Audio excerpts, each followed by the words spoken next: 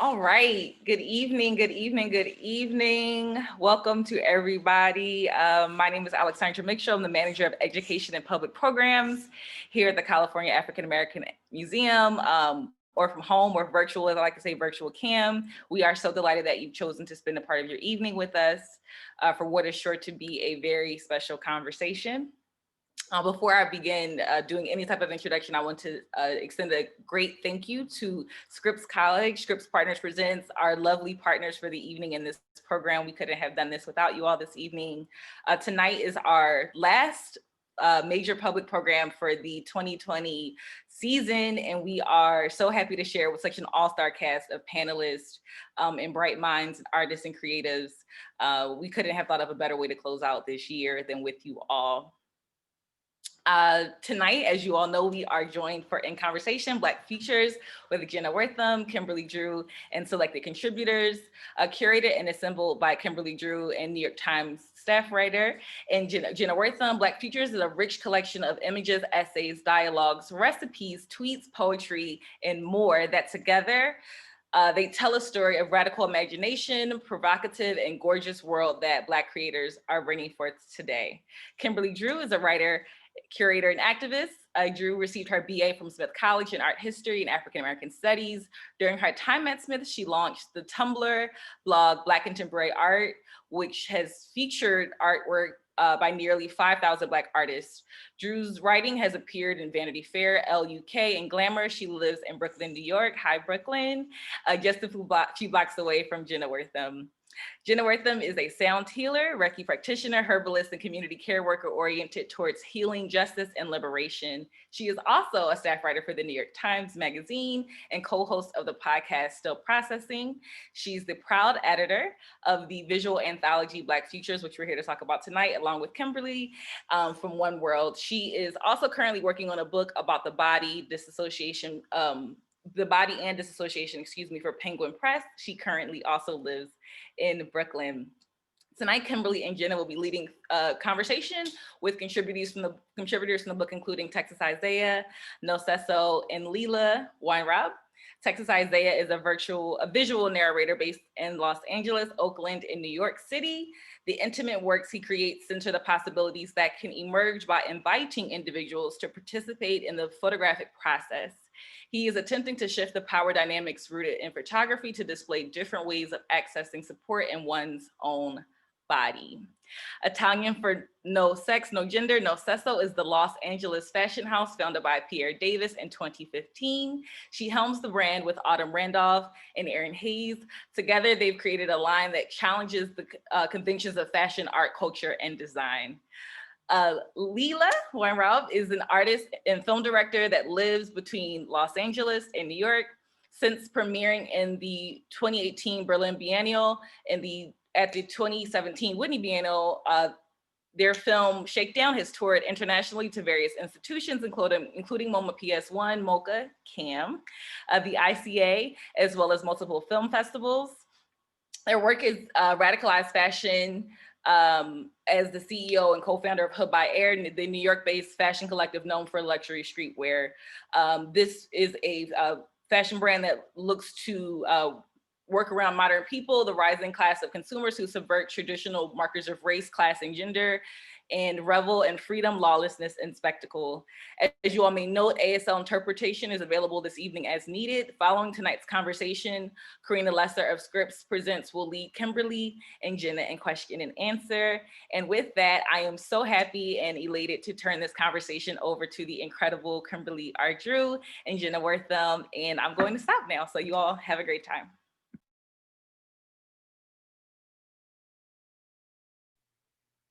It's all happening, Jenna. We did it, Joe. We did it, Joe. For those who've been following along, Kimberly and I can't stop saying that to each other. So, thank you for enduring it for this long. But we're here. We made it. Week 2 of this beautiful book being out in the world. And we're so excited tonight to be with all of you virtually, to have a conversation later with some of our favorite human beings who live and work in and around Los Angeles. We tried our very best to make sure that each digital stop represented real actual locations. And so we're really excited to have a strong presence of Black LA, new and old and native, and that whole mix. So Jenna, tell me about this book for anyone who doesn't know. I'm so happy you asked. So weighing in at approximately 2.2 pounds, 150 contributors, and can I do this? Almost 600 pages of essays, artwork, conversation, archived social media posts. This is our bae.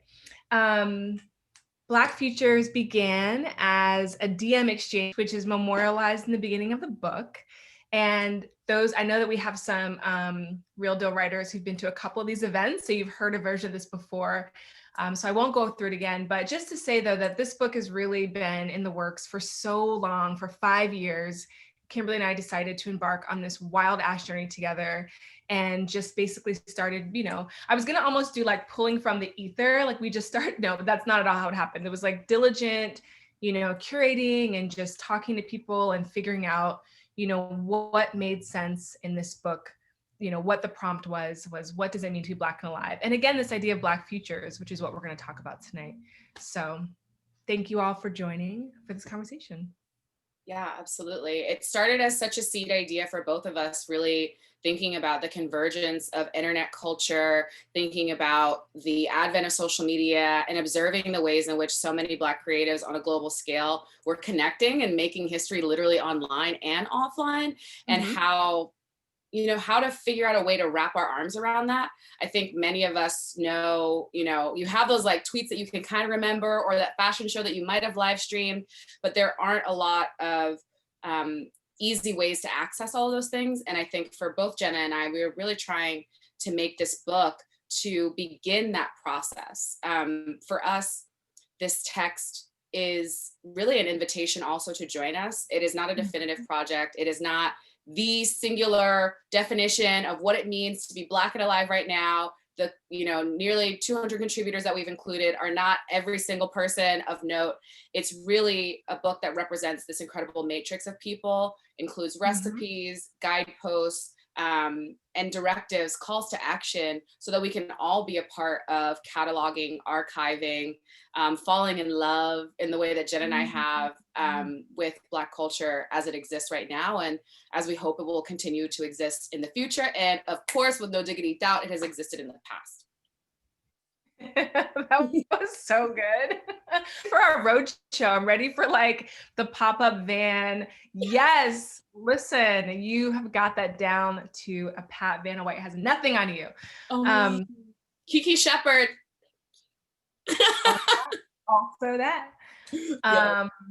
Well, we've been doing these events now for a couple of nights and days, and it's all blurring together. And I don't know, it could be really nice just to chat for a couple of moments about how it's settling in.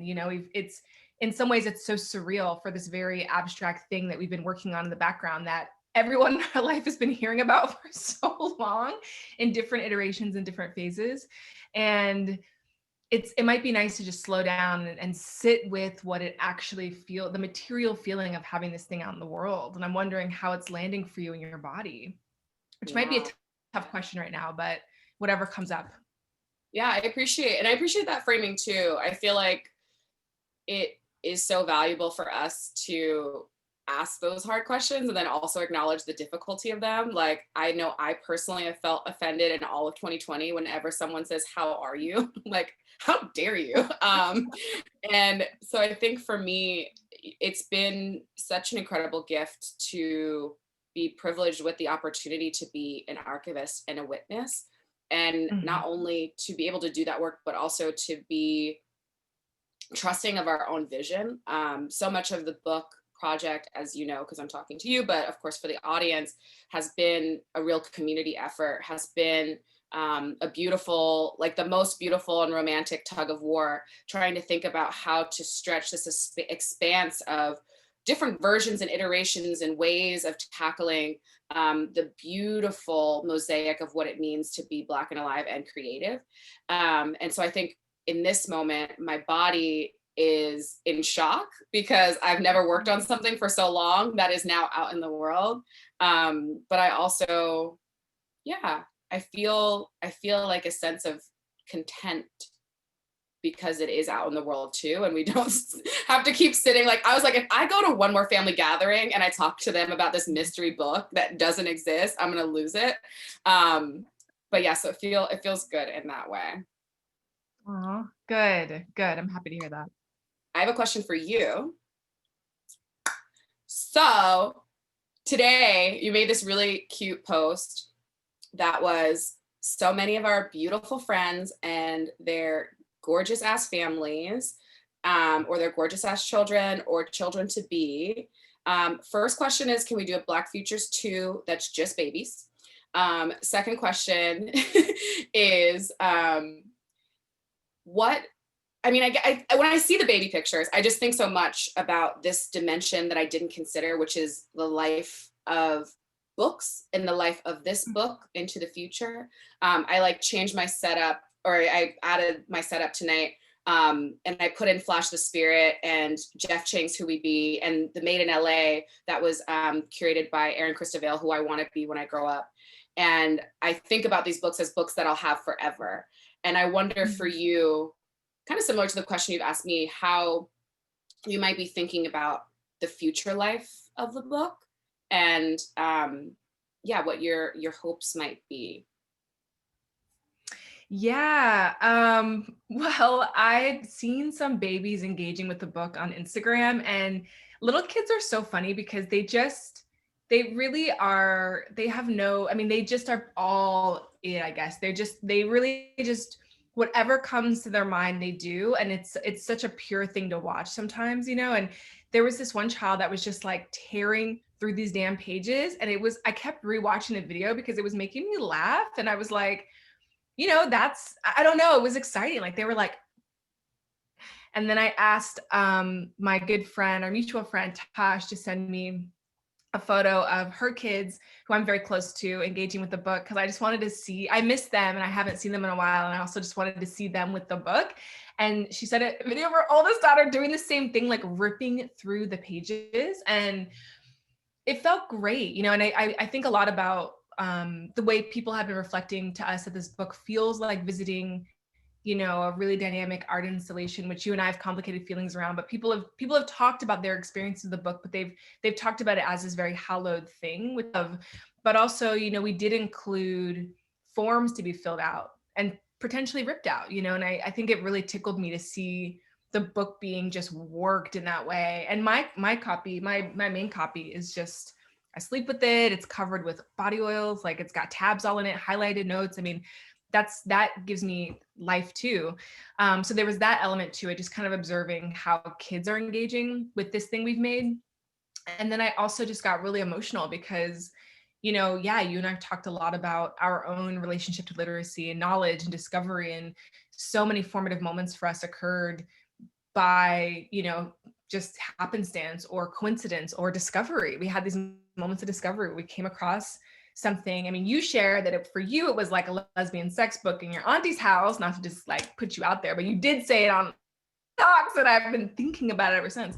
And for me, a lot of that too was similar, like reading like whatever my parents had on the shelves, and I guess we've been so, I knew little ones would engage with the book, but it's just not something I could not have anticipated how tender it made me, and for all the things that have been difficult about this process and hard. And, we're in this weird moment too. We're just like, I mean, I feel like I'm just yelling about the book into the void, and I'm not used to trying to get attention for things. So that's been like a really bizarre headspace to be in. But just seeing this like organic engagement, that's just like, yeah, they're kids. They're just going to like lick the thing.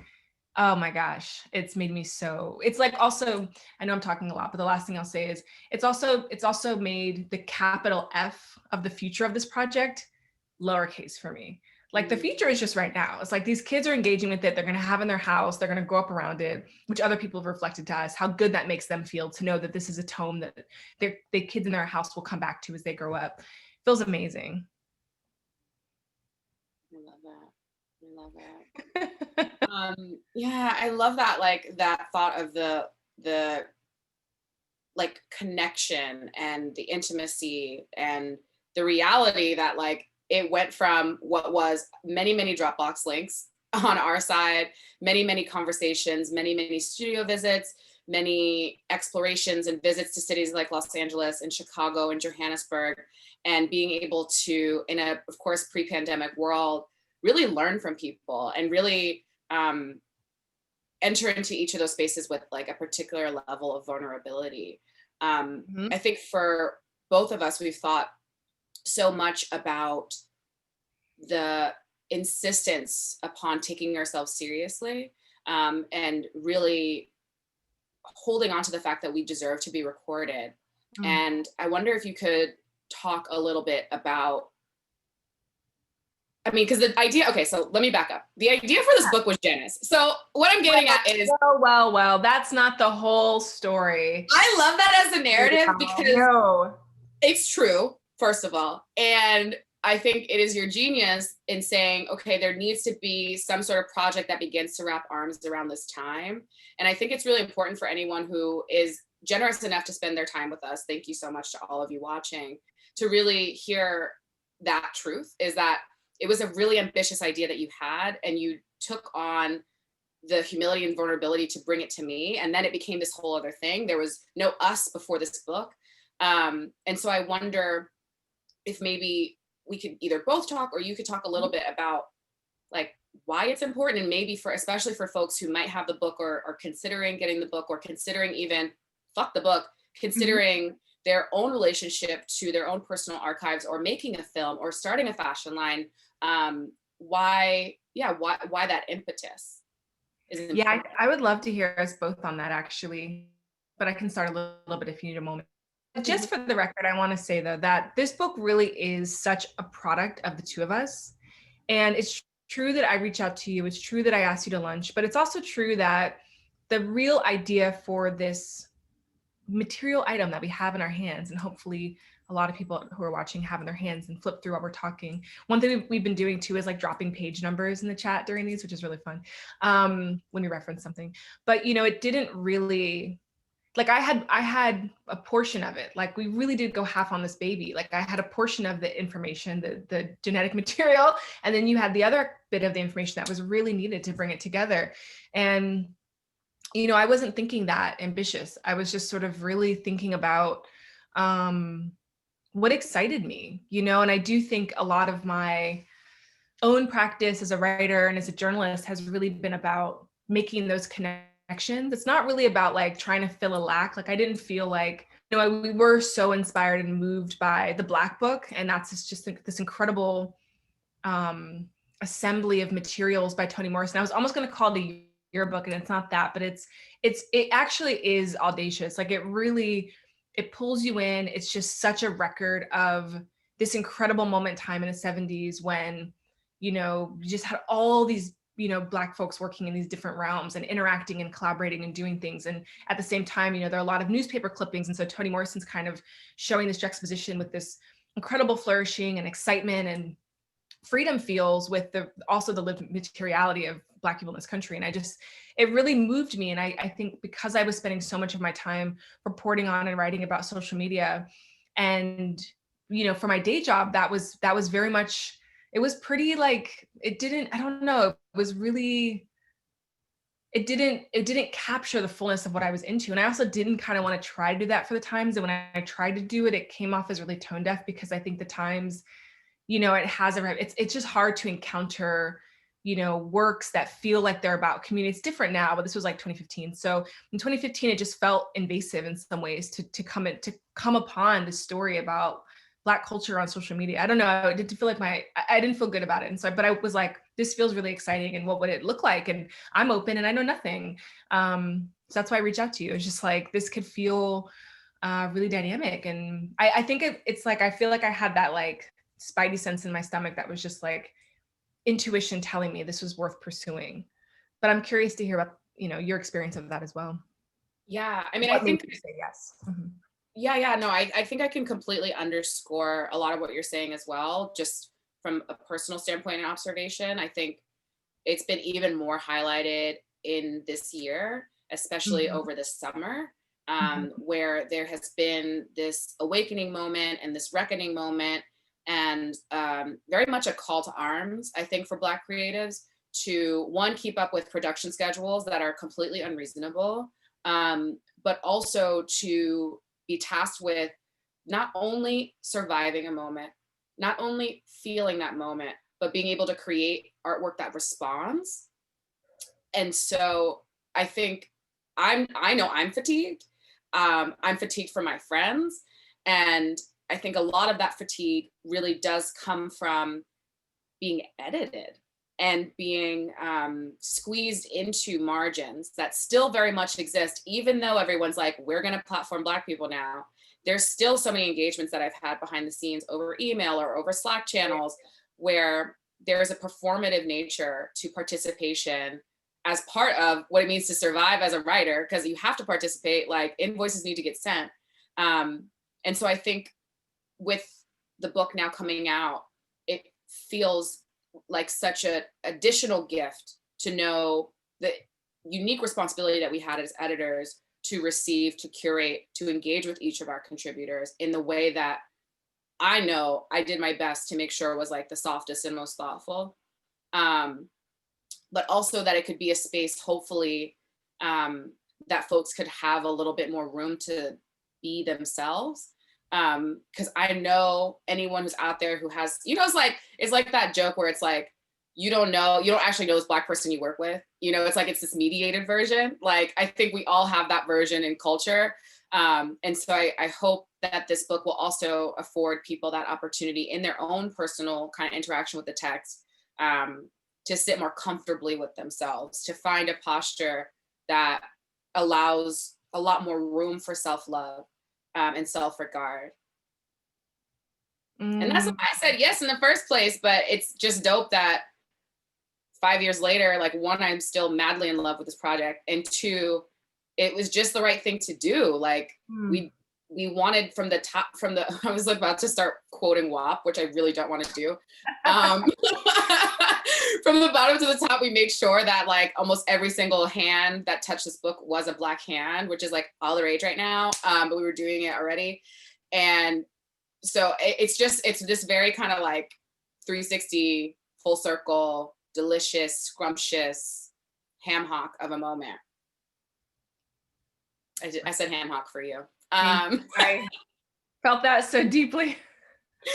I think that we will now welcome our illustrious panel of guests, if that's okay. It's a great time. Let's do it. Like, I want to play T.I. Bring Him Out. I know. Music. Come in. Out. I wish we weren't in these like boxes. I just miss people. I miss walking out on a stage. I know, I miss that energy flow. I miss that vibe. Gosh, I'd be in a gown right now. I'd be in a ball gown. I know, I almost wore like this elaborate sequin thing and I was like, it's all right. I'm very proud to be wearing my Nocesso hoodie. I know, I saw, I was jealous. It's such a good one. So I think everyone's on screen now. I think, yeah, if y'all want to unmute. Excellent. Welcome. Perfect. Hi. Hey.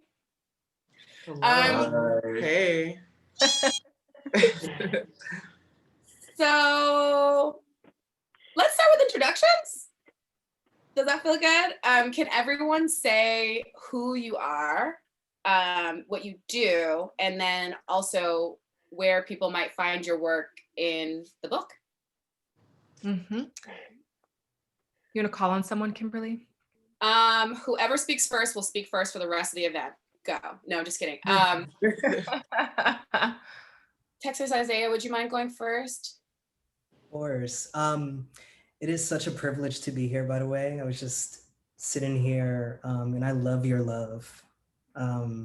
both of you. It's so beautiful to see how y'all love on each other. But my name is Texas Isaiah. I have two first names, just FYI. I'm originally from Brooklyn, New York. I'm based in LA now.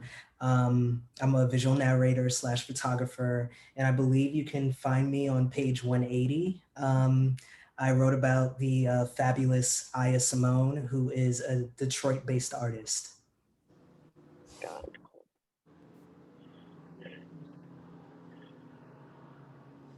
I see you itching to go. Go. Or no Yeah, we're No Sesso. I'm Pierre. I'm Aaron. And I'm Autumn. And we're based in LA. We run a brand called No Sesso. Yes. We all share in styling and creating and designing everything that's you see. Yeah, but we don't have the book, so we don't know what number we're on, what page we're on. Right, yeah. I'm so sorry. We have to get these Page books. number, it's not that deep. It's just like where it is in general. I think Someone put the page on us for Where's our book? yes.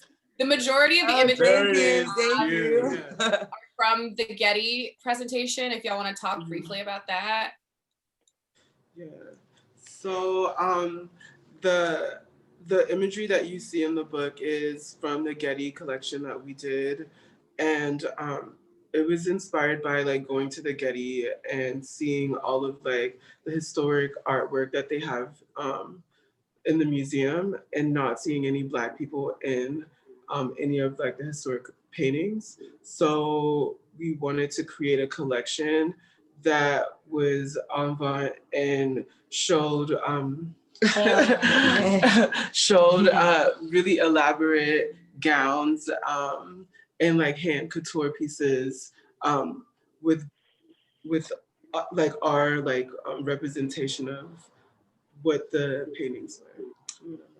Right. Yeah, we wanted to mix streetwear with like the really classical feelings and like with Baroque feelings as well. Mhm. And then as like an extension of the collection, we wanted to work with a Black photographer, Brandon Stanso. We just wanted to make sure that for our first presentation, like in this major white institution, that we used everybody Black. So we wanted to work with Brandon Stanso, who's an amazing photographer as well, to create the images and just to really kind of, yeah, bring that classical feeling to the imagery. But as well in the show, we also had Kelsey Liu, who's like a really good friend of ours. She scored The Runway. And it was just like, yes, about us like being in a white space and really showing up and just really presenting different mediums as well. Like Autumn danced. She danced. She was one of the dancers. Yeah, I helped to style and get everyone dressed and then dance. Just yeah, surreal, I guess. But yeah, there are a lot of different mediums that they use. And I asked them earlier why they chose dance, and that was just to kind of present all of us and every kind of force beyond movement or like performing, modeling, singing, and it was almost like a presentation of a royal family of some sort, and it was special to say the least.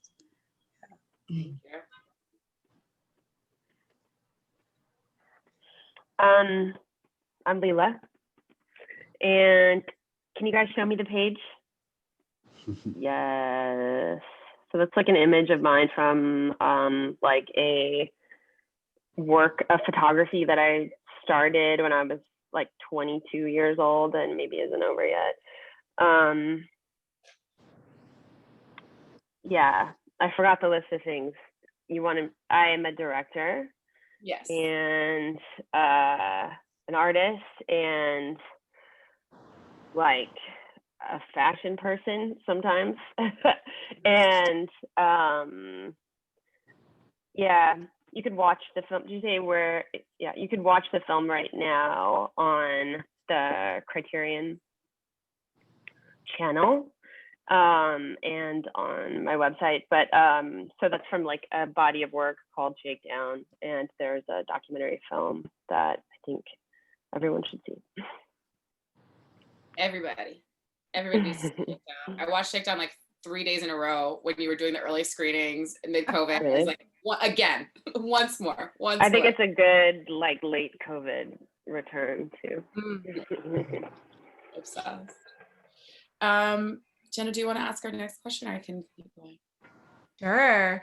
I'm really curious because something that's come up, well, it came up in the very beginning when we were starting to work on this book with editors, and then we would talk to friends and future collaborators about this project.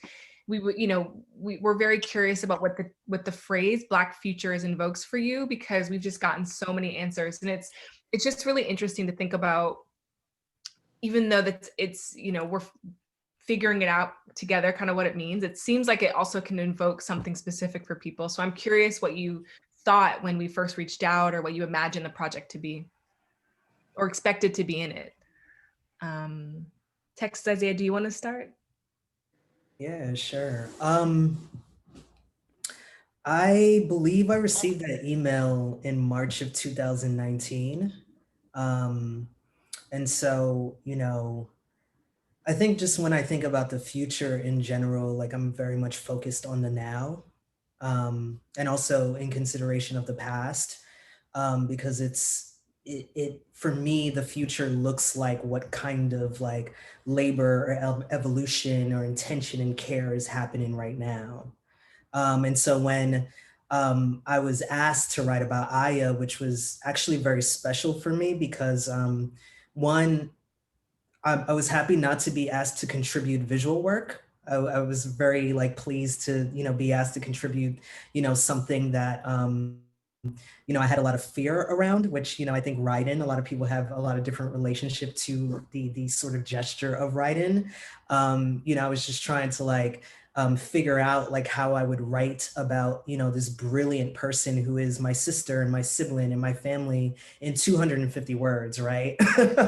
And even then it was like really difficult, but, I was just, so much thinking about like my future, right? And her future, and the future of young people who would potentially read this work or look back on our artworks or your artworks. So yeah, like I'm just always thinking about like the now and being present in the now and how that can like contribute to this greater dream. Love that. Can I say that I loved what you guys said about children finding the book, like kids finding it and people growing up with it. I love that idea, and that it's like embedded in homes and people grow up with it and it means something. It'll mean something to them again as like an adult, I think when I first heard about it, I thought about the idea of legends, both the like legendary people, but also like the function on a map, so like just like a roadmap, like people talking about work as exposition to like give you a way into the future, like inventing on the future. And I loved that idea, and back to like, and I love that idea being placed in homes and people growing up with it and being able to refer back to it. And Yeah, I feel like for me, the future has become far more personal than it ever has been, like this entire year, just putting things into perspective. But then being Black as well, and just like thinking of us, like obviously think of yourself as an individual, but also thinking of us all as like a collective, and just like what we do have to go through, that also makes it very personal and very communal as well. And so I don't know, the future just means so much. It means a lot in terms of like how things are going to go for us as a people, but it also means so much as a Black people, but also means so much as like, I think a lot about like technology and just like, I think about like health, and I think about how that it will affect like the general population, but I also think about how that will affect us in general. And I think because I've also been thinking about like AI a lot and how that relates to Blackness and how that's just becoming like a lot more pervasive and like a lot more ubiquitous in culture, just thinking about how that's going to affect us and how we're going to deal with that. And how like especially as us as artists, like how we're going to use those tools, like stay away from those tools and just like really, I don't know, have like interactions with it and each other, and also nature. Especially global warming is just like freaking me out. Yeah. But I'm optimistic.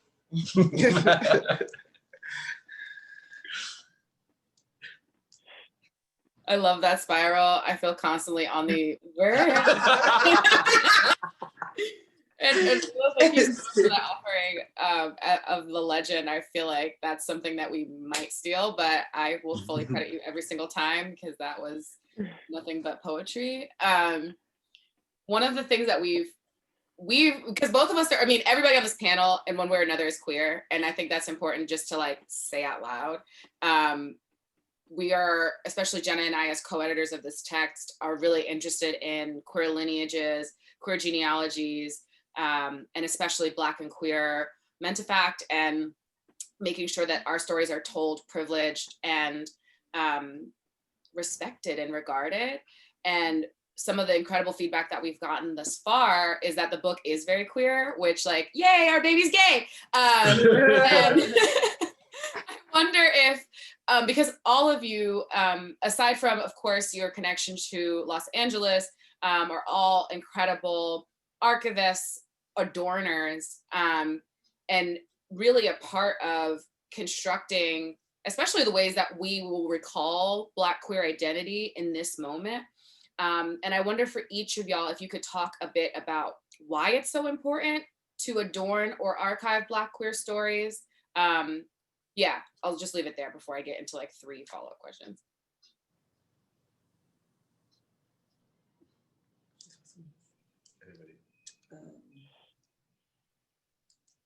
Well, I think it's important just because everybody's story is so particular. Yeah, and that's why I also just love working in a group, because you can just see how we run so linear, but also so differently as well. And yeah, it's important to document these moments, these times. They're very important. And even through quarantine, like we've lost so much of what we grew as a community, but now we're just making it strong in other ways. So yeah, it's just like now's the time, and always the time, if it wasn't before, to be documenting us, like, and our peers doing that, and like people who should hold that power to storytell for ourselves. So yeah, I feel like it's important for us to do it too, because that way we have control over how it's being documented. And yeah, we get to like show history and like what we're doing from generations from now.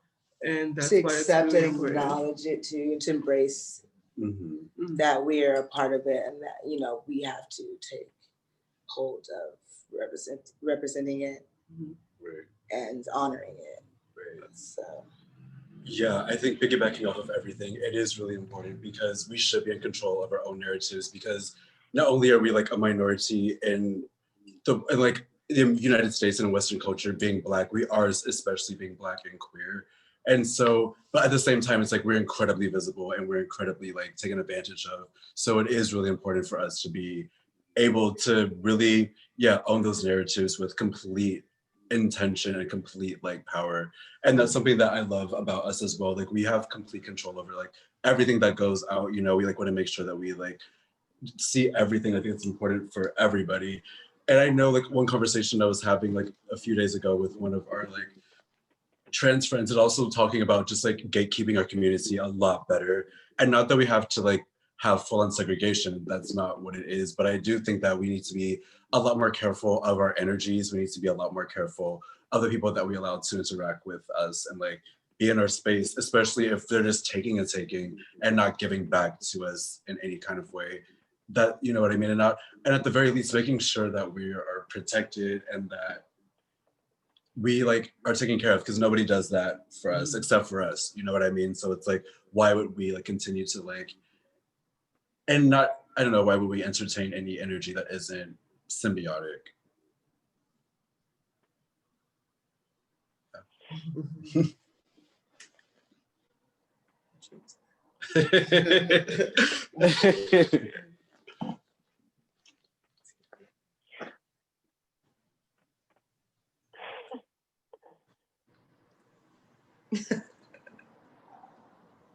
I guess I'll hop in. I wanted to, just give the floor to other people. But yeah, no, I think it is incredibly, important and beautiful because, there has been so much erasure that has been perpetuated in the past and still continues to, right?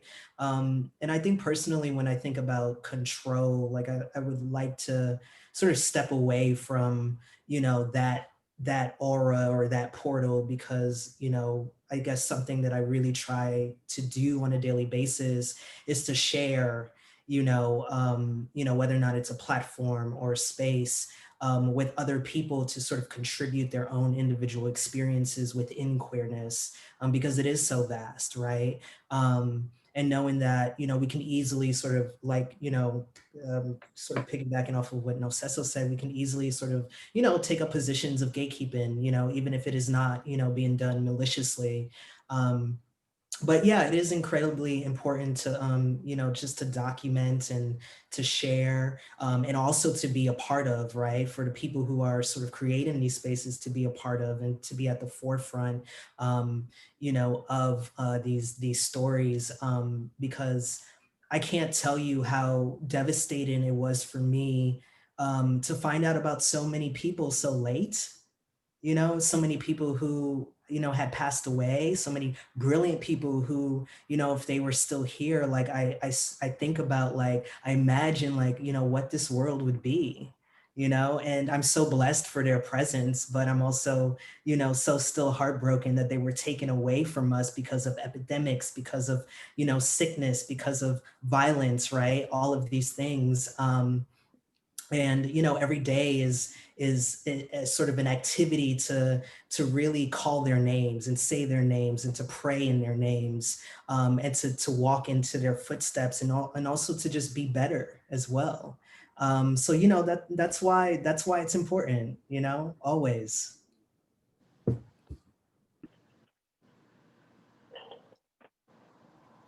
Oh, I'm like thinking about it, and it's really hard for me to answer. I've been thinking about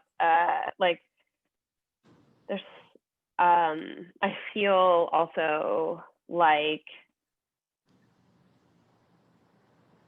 I don't know what the outside of that is, so I'm having a hard time defining it, anyways, I don't know. It kind of makes me have more questions, or I'm thinking about like the idea of like value and like having control in some way of determining the value of an idea. Something about that is like has to do with protection and care and placement. I don't know if I have a lot of good words for that, but I think those are excellent words. Those are excellent words though, Leila. I think it is thinking about where those forces are coming from. We were having a dialogue yesterday with Ashley Ford, who's a writer that we love very much. And one of the questions that came up was about how there's not as much visibility for Black people as we would like, and why aren't we seeing ourselves enough? And one of the things that we were talking about through the dialogue was that it's not necessarily that we're not being seen, it's that in some spaces we're being underreported, or there's not as much art made about us, or there aren't as many historical examples of design oriented towards Black consumers or Black people. But at the same time, there is also this important thing that we have to remember in the ways that we see ourselves. And I feel like you even pushing back on that question is so valuable because of your work. And you, especially with the document that you made in Shakedown, there's so many ways that, of course, the camera is difficult and those engagements are difficult because you're taking someone's story and sharing it in all these different places in all these different ways, and we don't know how it's consumed, and there's so much care that has to go into that work. And so I'm only rambling to say that I appreciate you pushing back on the question, because I think it is a completely valid and valuable thing to also hold in the room, because it isn't like, none of these questions around visibility or archiving or adorning or any of these things operate out of systems of thinking about power and control. Mm-hmm.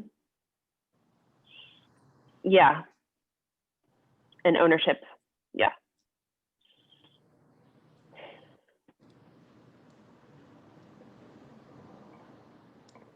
It's also interesting that we're all musing on this idea of protection, and what does it mean to protect, you know, what's precious to us, you know, the sacred things. Like, what's that line for us as creatives who, you know, we pull from it, you know, we pull from all over the place, but we also pull from our lived experiences and our own histories. And, you know, it can get into this really place where because there's this right now, there's this ravenous appetite for Black bodies and all these white spaces.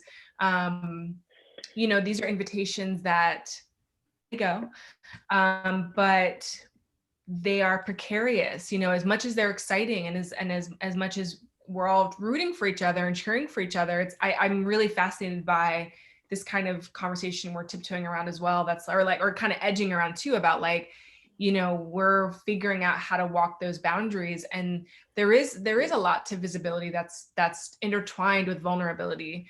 And so I would love if anybody wants to just ruminate on that. And I'm also here for just galaxy brain all the time, because it's also, listen, we're still in a pandemic, we're still fatigued, we've got the zoomies, like any answer is perfectly okay. And Kimberly knows that's how my brain works all the time.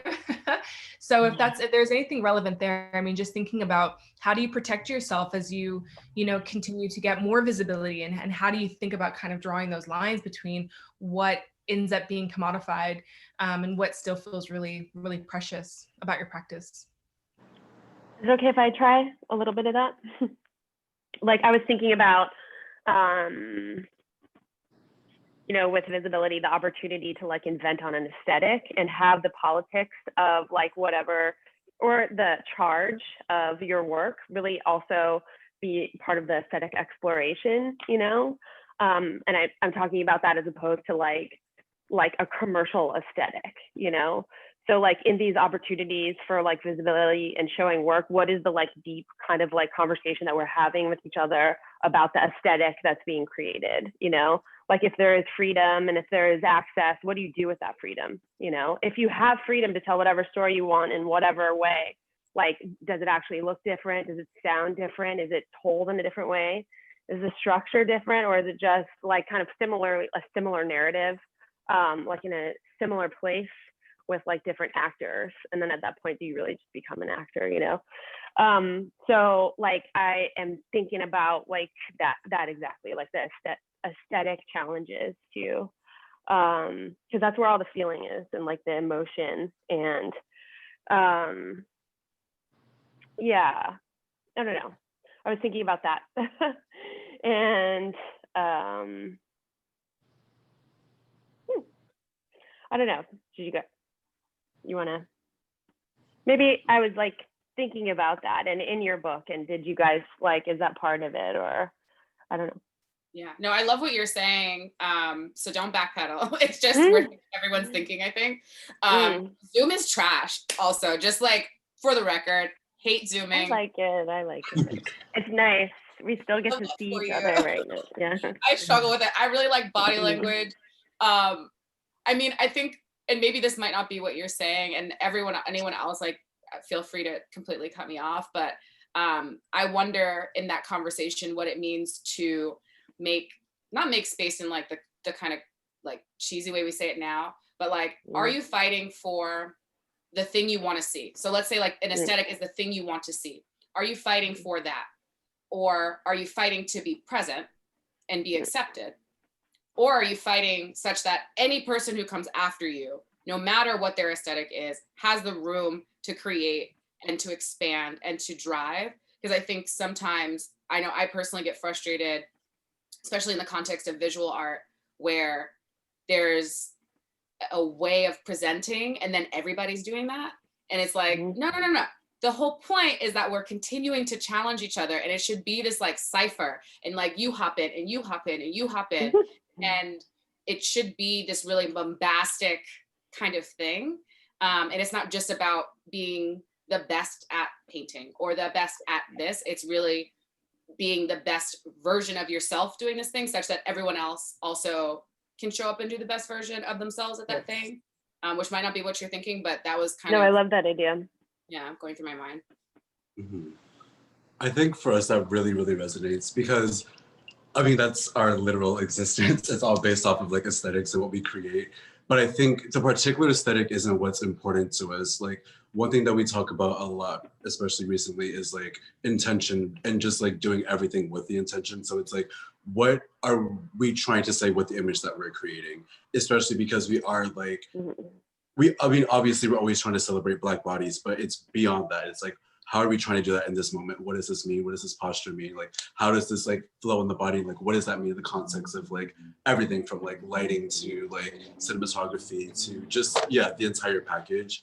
And so, yeah, like that is like incredibly important, just like, and that is a part of like us creating our own narratives and like us being in control of like what we produce. Yeah, just. And yeah, knowing that it is evolving. Right, and exactly. We're having to constantly bounce off of each other to get to higher level, or to help each other articulate what we want to design or present, and how it can be better or read. Mm-hmm. Or just make an impact beyond aesthetics, like visually, but how you feel and how it can help shape the narrative. Right. Yeah, and I think that's one of my favorite things about our brand specifically is that we literally will switch aesthetics just like that. Just like none of our seasons like really have any particular cohesion, or they do to us. It makes sense to us, I think, but I think that's just a part of it. Yeah, we just like, we are about like reinvention, and I don't know. I feel like, well, it's obvious that we design off of like mood and what we're feeling based off of like just following a trend or being in the now. We design off of how we feel and like things that we want to wear, and other people in the world relate to that because like, we all feel these same feelings one way or another. Yeah, and it comes from a genuine place, and it comes from a place of wanting to create. It comes from a place of like art and love, and not necessarily commerce. Like, of course, we're like a business, and like there's a place for that. But especially when we create our high art images and like like pieces, and then the imagery that like corresponds with that, like we are definitely thinking just about what we want, like how we feel, and like the story that we're trying to tell. Yeah. Alexis, Isaiah, did you want to add something too? Yeah, I was just thinking.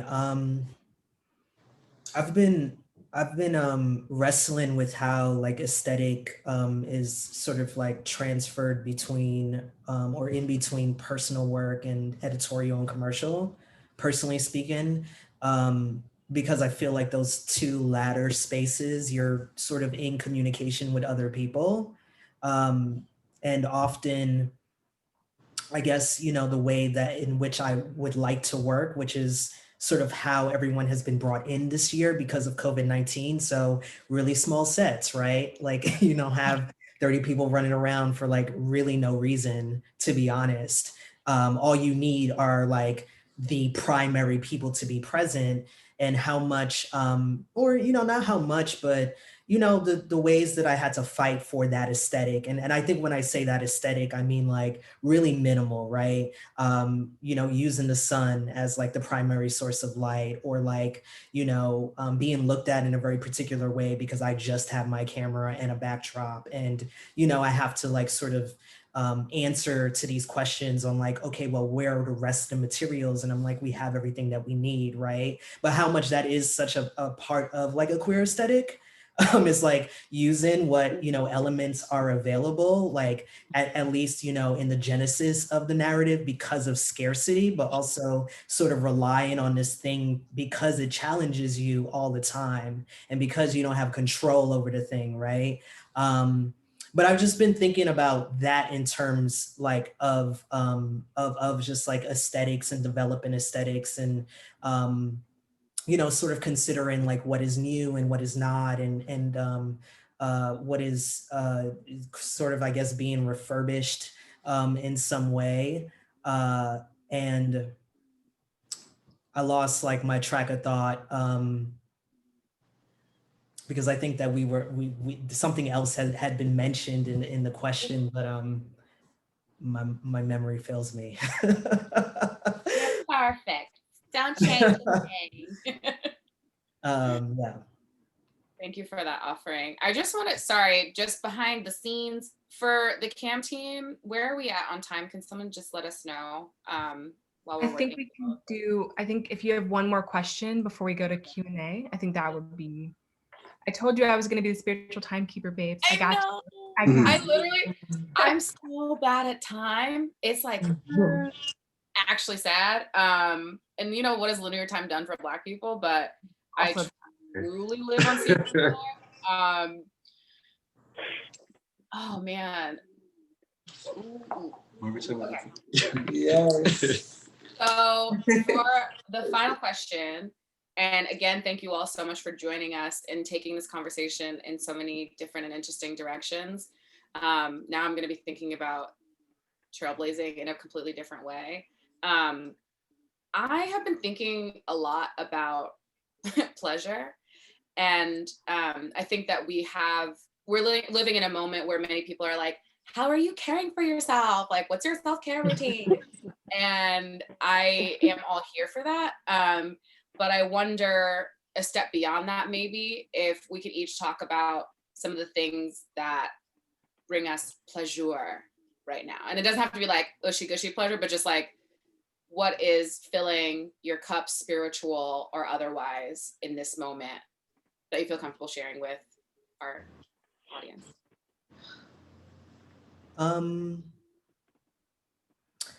The sunrises. I think just this marker of like, you know, when it's time to be here. Not maybe time to get up or do something, but time to be here. I think I've been, I have a really great view. So I've been sort of sitting with the sun in that way, because I often think about like the kind of tension that our like spiritual selves have with our physical vessels. And I, you know, often think about like maybe my conversations with my ancestors in which, you know, I'm being asked to do things, but they forget that I am in a physical body. So I need to eat and hydrate and sleep and do all of these things, right? They're not necessarily always thinking beyond themselves in that way. And so I've just been really just trying my best to figure out like what it means to like just be here, whether or not it's in this body, in this spirit. So it is getting up early in the morning and like taking long walks and feeling like my body, my feet hitting the ground, you know, if I choose to walk, if I choose to run, listening to a lot of music. I'm in my 6th week of vocal lessons. So I've been singing, which has been really beautiful and healing for me. So I've been on my morning walks and just singing.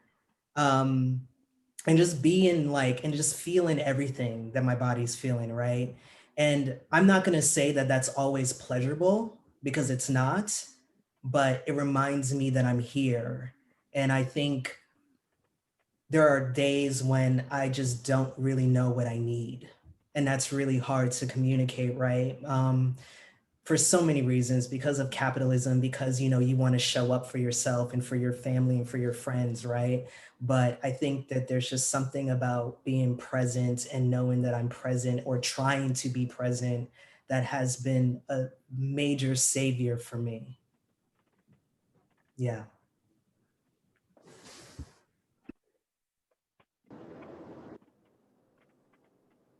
I'll go next.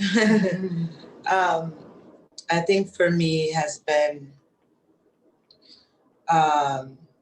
just navigating life, and how I deal with people, interact with people, the closest people to me, and just getting back to creating actual intimacy, and just just actually living life and experience it, and allowing things to happen.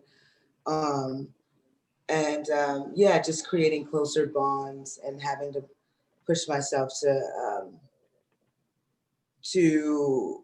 meet me at my words, or whatever, has been like fun and pleasurable for me. Yeah, I'm a Taurus, so I think for me, like the main things have been pleasurable. Just like hanging out with my lover and hanging out with my girls and like eating food, having sex, watching dumb TV. Like that's what I've been loving that, and watching like a lot of tarot videos. Like that's what I've been doing.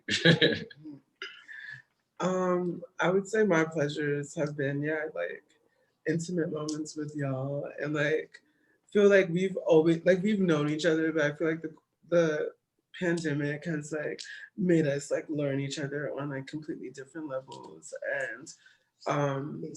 and yeah, it's just been really beautiful, like having like even stronger connections with like my family, my team, and yeah, also working out. That's like one thing that I like have to do to stay sane. It's just like being healthy and like making sure that like I'm like exercising in the morning when I wake up too. Learning how to make food. Oh yeah, we've Looking been at having recipes. We've Yeah, been making doing some dinners. really lavish dinners. Yeah, our like, dinners have been fab. really fab. We've like learned how to make lobster and I saw on shucking Instagram. oysters and all Yeah, of that. shucking our own oysters and Doing being everything very that hands-on. we like at a restaurant. We're learning ourselves. Yeah. It's been really fun. Also, shout out to Reggie. Thank you for helping us For sure. with all the meals. Is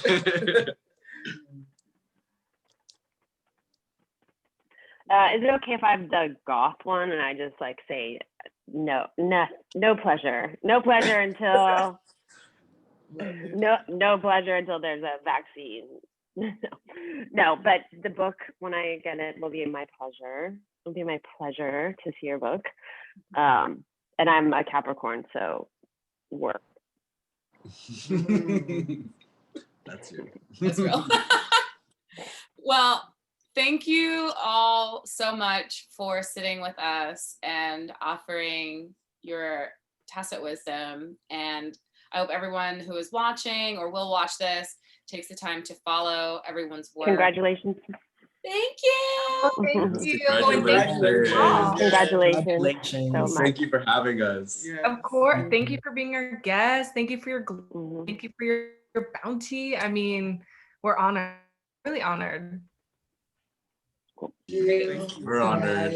Yeah. So, next So I up- guess yes, go ahead. oh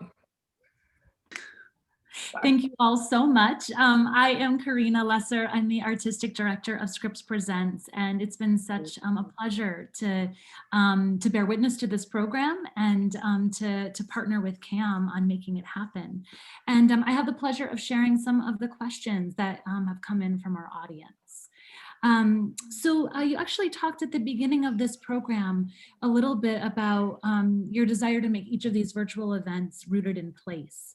And so the question is, how did geography inform the book?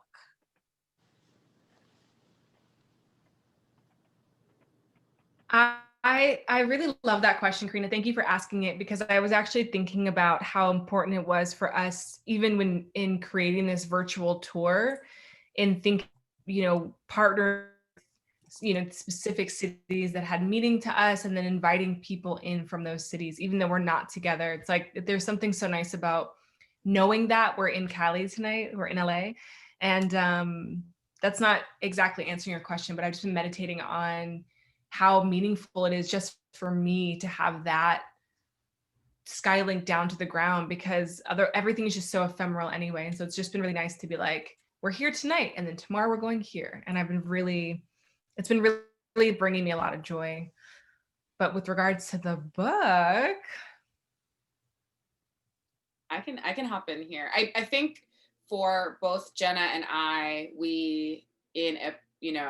hopefully there is a time again where we can travel safely. But I know that we both love to go to cultural institutions wherever we go, to bookstores wherever we go, to especially Black-owned shops wherever we go, and drop some coin and touch everything. And I think when we were thinking about this book in the world, we really wanted to think about that experience where you might be in a shop and you see the spine of a book, or you see some cup that you have to have, or some person that you've been following online, you see their thing in the flesh. We wanted that experience to be one that is realized for everyone, which meant that the book also had to represent multiple places. And so the book features classrooms, I always say this, but the book features a classroom in Finland. It features a dance floor in Johannesburg. It features so many different voices who are first generation, or folks who are, living a migratory experience, because we wanted this book to have that kind of energy, and you can't fake that shit. So geology was really important to us, especially from the standpoint of trying to keep it as multiplicitous as possible. Thank you. And the next question we have is, with so many close artists, friends and colleagues in the field, how did you come to the final set of persons to include in this volume? And will there be another?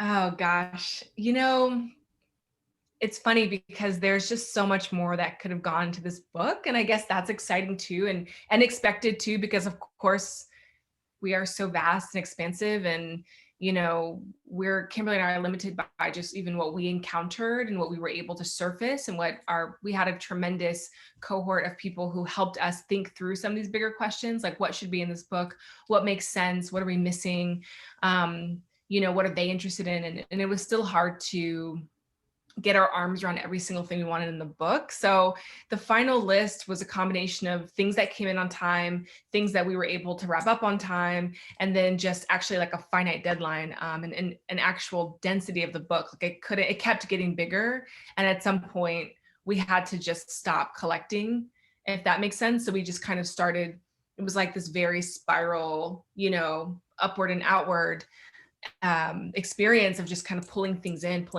and figuring out where they would go. And then at some point we just had to stop. And then, we keep getting this question about what's next, which I love. And it's also the bane of both of our existence, I think, because we're trying so hard to be present with this thing that we made. And, one thing that's been really interesting too is, we're on this 2-week tour, but we're still getting invites into 2021, and we're planning a lot of things. And so I think those feel like the immediate priority. Like it's hard to start thinking about going through this process. And I think also if we did a book 2, it'd be so informed by book 1 that I feel like we have to take a lot of time to sit with book 1 before we could even think about another volume. Like it would just be, it's such a big undertaking, even though we technically know how to do it now, but it would be such a emotional, intellectual, psychological exercise to figure that out. I would need Oprah to invite us to a farm where we could retreat and work to our heart's content. I have a lot of Capricorn placements. That's what I want for part 2. But I think I echo everything that Jenna said. I feel like I need to put myself in witness protection in some spaces, because some friends have gotten very pissed. But for the most part, we really wanted to have a wide swath of people who not only represented their own incredible practices, but also represented communities. And even if it's not the same aesthetically, there's a way that if you get to this person, you'll get to 100 other people. Mm-hmm. And we saw so many of the figures in this book, whether it's an image or multiple images or just the photo credit, those things are all portals to so many more people who have their own unique visions that all should be privileged, because there are so many little pieces in the book. There's the people who exist, in the table of contents, but it's so much more vast than that. And that's what I've been telling myself, to feel okay. But just one thing to add, what's kind of wild though is I think about C.D. Hartman, I think about Alexis Pauline Gumm, who are both, Black feminist academics and scholars and historians, and who are really engaged in these fascinating practices that are deeply important to both of us. And, even though we didn't necessarily license or commission anything from them in the book, they're both in here. You know, their names come up multiple times. And I think about that too. Like a lot of our pieces reference other people's work. And so it's kind of why in the intro it says, read this book with a device. And like, I think Kimberly's point is perfect, that we really hope that every piece becomes a portal, takes you somewhere else, that does open up. And there's, I think that interconnectivity is sensed throughout the book, I hope. I love the idea of a portal. And so you said that you don't love sort of getting the question of what's next. So we'll see how this one goes. And I loved hearing, you know, that this phrase, to be Black, alive, and creative, was the phrase that inspired this project in many ways. And obviously that could keep you engaged for a long time creatively. That said, what might be the next phrase for a future collaboration between the two of you?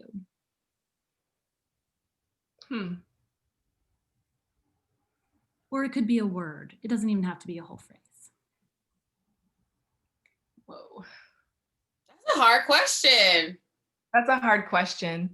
I do love this prompt though, Kimberly, that you keep bringing into these rooms about pleasure.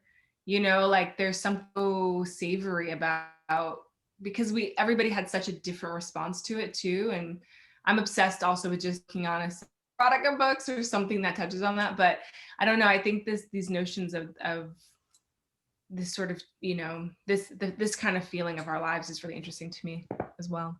Yeah. Especially in these times. Mm-hmm.